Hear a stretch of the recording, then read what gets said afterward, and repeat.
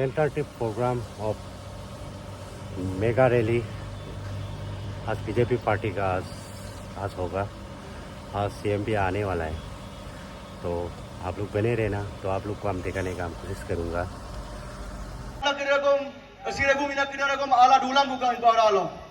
भारत माता की, भारत माता की, भारत माता की, जिंदाबाद जिंदाबाद, जिंदाबाद जिंदाबाद, जिंदाबाद जिंदाबाद,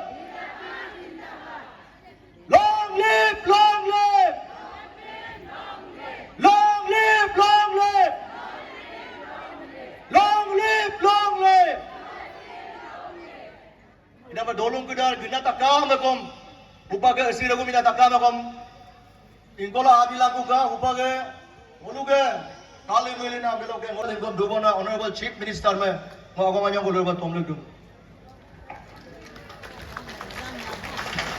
Riya ba pilik bila de ko gudana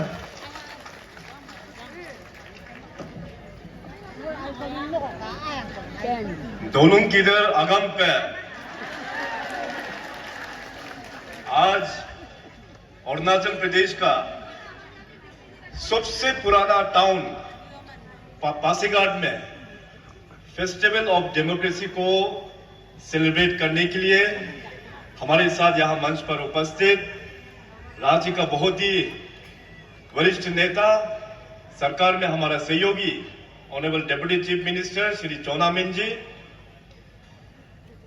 और हमारे ईस्टर्न पार्लियामेंट्री कॉन्स्टिट्यूंसी के सांसद जो कि 2024 इलेक्शन में भारतीय जनता पार्टी के उम्मीदवार श्री तपीर गांव जी,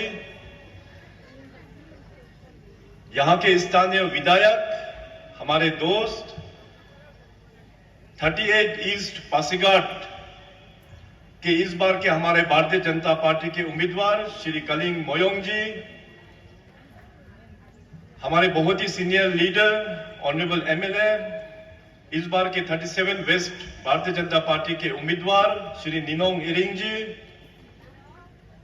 बहुत ही senior leader honourable MLA 39 Mebo BJP के इस बार के उम्मीदवार श्री लोंबो ताइंग जी, 36 नारी कोयू के भारतीय जनता पार्टी के उम्मीदवार श्री तोजिर कादू जी, 42 दाम्बो कॉन्स्टिट्यूंसी के भारतीय जनता पार्टी के उम्मीदवार श्री पुण्यो अपुम जी, ईस्टर्न पार्लियामेंट्री कॉन्स्टिट्यूंसी के भारतीय जनता पार्टी के चेयरमैन कमेटी के चेयरमैन ऑनरेबल एमएलए श्री कंगोंग तकू जी, बीजेपी स्टेट यूनिट के हमारे जनरल सेक्रेटरी श्री नालोंग मिजे जी, युवा नेता गुमजुम हैदर जी, ताइक गोय chairman biodiversity, Bharatiya Janata party east Siang district के हमारे आपू बोरांग जी, यहां उपस्थित दिन पहले से western parliamentary constituency coming belt पूरा कवर होने के बाद, इसके बाद में सुबनसिरी बेल्ट पूरा कवर होने के बाद अभी मैं सियांग बेल्ट में आया हूं और सियांग बेल्ट में अपना ईस्टर्न पार्लियामेंट्री कॉन्स्टिट्यूंसी का कैंपेन हमने 35 पंगिन बोलेंग कॉन्स्टिट्यूंसी से कल से हमने शुरुआत किया है। आज सवेरे मैं 37 पासीघाट वेस्ट कॉन्स्टिट्यूंसी जो रुमगोंग कॉन्स्टिट्यूंसी है वहां से होते हुए आपके यहाँ पे 38 पासीघाट ईस्ट यहाँ पे हेडक्वार्टर में आप पहुंचा है। यहाँ से आज फिर मैं वापस गेकू में जाऊंगा, गेकू का मीटिंग एड्रेस करके फिर मैं आलो वापस जाना है। तो जैसे मैंने कहा कि 2024 का जो ये इलेक्शन है, इस बार का इलेक्शन हम सब के लिए बहुत ही स्पेशल है।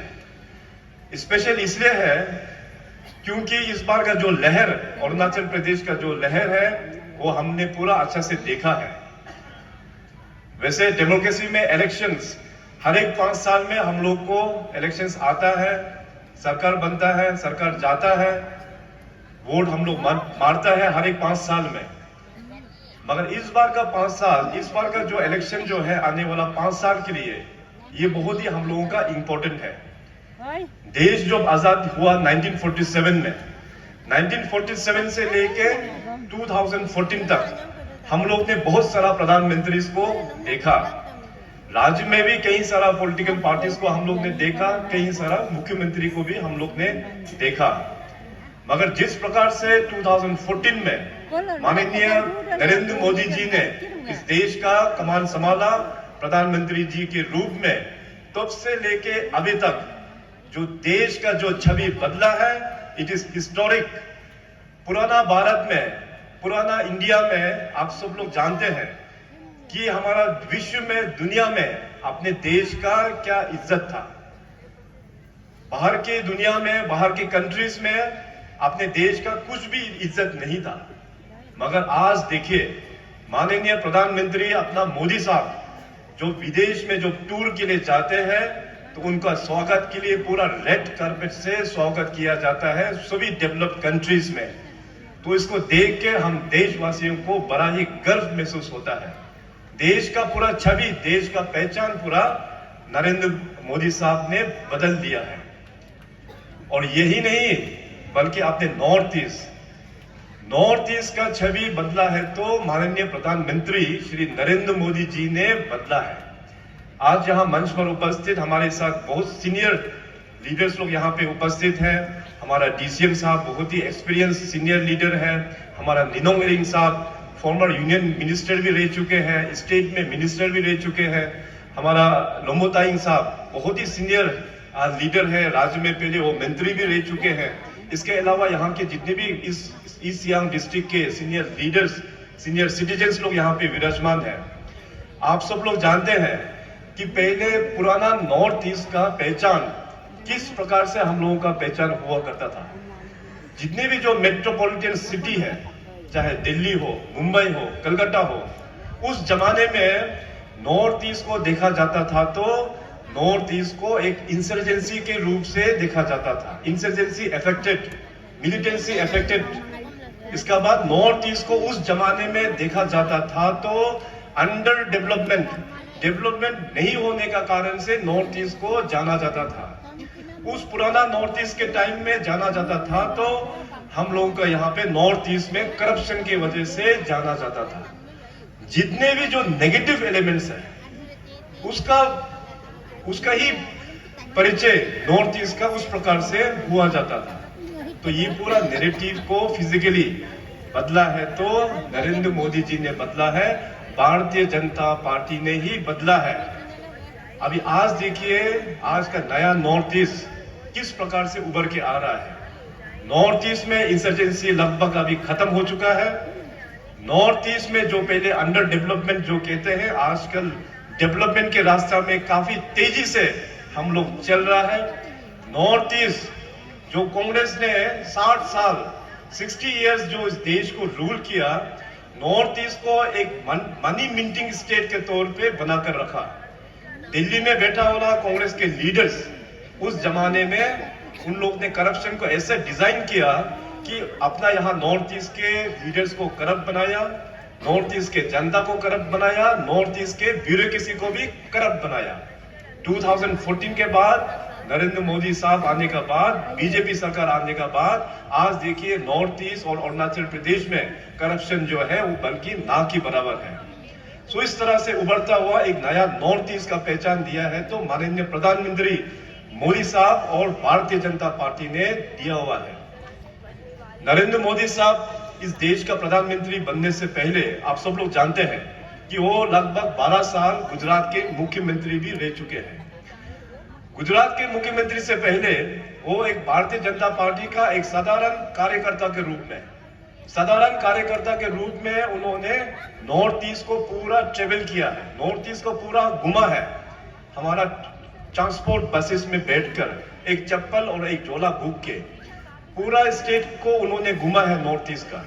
इसलिए माननीय प्रधानमंत्री नरेंद्र मोदी जी को पता है कि नॉर्थ ईस्ट का चैलेंजेस क्या है, नॉर्थ ईस्ट किस कठिनाई से गुजर रहा है और नॉर्थ ईस्ट का पोटेंशियल एरिया भी क्या है, नॉर्थ ईस्ट का ताकत भी क्या है, ये अपना मोदी साहब जानते हैं। इसलिए 2014 में पीएम साहब प्रधानमंत्री बनने के बाद उनका सबसे पहला स्टेटमेंट अपना नॉर्थ ईस्ट को लेके ये था कि ये देश तभी आगे बढ़ेगा जब अपना नॉर्थ ईस्ट आगे बढ़ेगा। और साथ ही साथ आप सबको पता है कि उन्होंने अपने जितने भी जो यूनियन कैबिनेट मिनिस्टर्स उनको क्लियर कट डायरेक्शंस दिया कि हर एक 15 दिन के अंतर्गत कोई ना कोई यूनियन मिनिस्टर नॉर्थ ईस्ट में जाके टूर करना चाहिए। टूर करते वक्त अपने अपने डिपार्टमेंट का जो भी इश्यूज है, जो भी प्रॉब्लम है, अपने अपने राज्यों नॉर्थ ईस्ट में जाके उस प्रॉब्लम के बारे में डिस्कस करना है, उस प्रॉब्लम को सोल्व करके फिर वापस दिल्ली आना है। तो पिछले लगभग 10 सालों में यूनियन कैबिनेट मिनिस्टर्स जो नॉर्थ ईस्ट में विजिट हुआ उसका आंकड़ा मोर देन 500 टाइम्स, 500 से भी अधिक बार यूनियन कैबिनेट मिनिस्टर्स का नॉर्थ ईस्ट में विजिट हुआ है। जैसे मैंने कहा कि देश में कई सारा प्रधानमंत्री रह चुके हैं। 1947 से लेके 2013 तक का अगर हम लोग आंकड़ा देखें, उन सभी प्रधानमंत्री का नॉर्थ ईस्ट का विजिट को प्लस करें तो भी वो बहुत कम है। अकेला नरेंद्र मोदी 2014 से लेके अभी तक जिस प्रकार नरेंद्र मोदी साहब ने एज प्रधानमंत्री जो टूर किया, उन सभी प्रधानमंत्री का टूर से भी कई गुना ज्यादा पीएम मोदी साहब ने अपने नॉर्थ ईस्ट को टूर किया हुआ है। तो ये देखिए जो प्यार नरेंद्र मोदी जी हमारे नॉर्थ ईस्ट को दे रहा है। भारतीय जनता पार्टी अपना नॉर्थ ईस्ट और अरुणाचल प्रदेश को खास करके जो प्यार दे रहा है, इस प्रकार का प्यार, इस प्रकार का प्रेम, इस प्रकार का अपनापन हम लोग अरुणाचल का हिस्ट्री में, नॉर्थ ईस्ट का हिस्ट्री में कभी भी हम लोग ऐसे देख नहीं पाया है। इसलिए मैं कहता हूं कि इस बार का चुनाव जो है बहुत ही हम सब के लिए, अरुणाचल का जनता, हमारा ईस्ट सियांग के सभी डिस्ट्रिक्ट, हम सभी के लिए इस बार का चुनाव जो है बहुत ही स्पेशल है। अभी रिसेंटली पिछले महीना 9 तारीख को माननीय प्रधानमंत्री जी अपना ईटानगर कैपिटल में आया। कैपिटल में वो आए, पूरा नॉर्थ ईस्ट का इंफ्रास्ट्रक्चर प्रोजेक्ट उन्होंने फाउंडेशन स्टोन ले किया, उन्होंने उद्घाटन किया। कुल मिला के 55,000 करोड़, 55,000 करोड़ का प्रोजेक्ट नॉर्थ ईस्ट को डेडिकेट किया ईटानगर से माननीय पीएम साहब ने। और उस 55,000 करोड़ से 55,000 करोड़ से अरुणाचल प्रदेश अकेला के लिए था 41,000 करोड़, 41,000 करोड़।